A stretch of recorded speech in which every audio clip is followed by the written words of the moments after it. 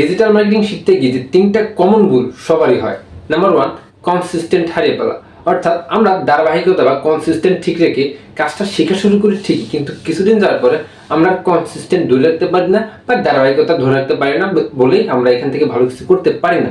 So digital marketing থেকে ভালো করতে হলে অবশ্যই আমাদেরকে কনসিস্টেন্ট ঠিক রাখতে হবে বা ধারাবাহিকতা ঠিক রেখে কিন্তু কাজটা শিখতে হবে এবং বুঝতে হবে। নাম্বার টু, ফ্রিতে শেখা। অর্থাৎ কোনো মেন্টর হেল্প না নিয়ে ইউটিউব, ফেসবুক, টিকটক এখান থেকে ছোট ছোট ক্লিপ বা আপনি টিউটোরিয়াল দেখলেন বা যে কোনোভাবে আপনি শেখা শুরু করলেন, বাট এখান থেকে আলটিমেটলি আপনি আপনার ফোকাসটা ধরে রাখতে পারবেন না। সো আমি বলবো এখান থেকে শিখতে গেলে অবশ্যই আপনার ফোকাসটা ধরে রাখতে হবে, ধৈর্য থাকতে হবে, ধৈর্য দরকার।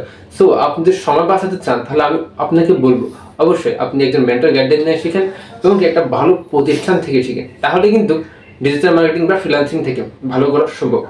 নাম্বার থ্রি, প্র্যাকটিস না করা। একটা কথা আছে যে প্র্যাকটিস ম্যাক্সিমাম পারফেক্ট। অর্থাৎ আপনি যত প্র্যাকটিস করবেন ততই যে কোনো কাজে ভালো করা সম্ভব। আপনি কনসিস্টেন্ট ঠিক রাখেন বা ধারাবাহিকতা ঠিক রাখেন, ফ্রি টিপস থেকে শিখেন বা মেন্টর গাইডলাইন দিয়ে শিখেন, আপনি যদি প্র্যাকটিস না করেন আলটিমেটলি কোনো সেক্টর থেকে ভালো করা সম্ভব না। সো আমি আপনাকে বলবো এই তিনটা রুলস আপনি মেনে চলেন, মানেন বা মেনে চলেন, ইনশাল্লাহ আপনি ভালো কিছু করতে পারবেন।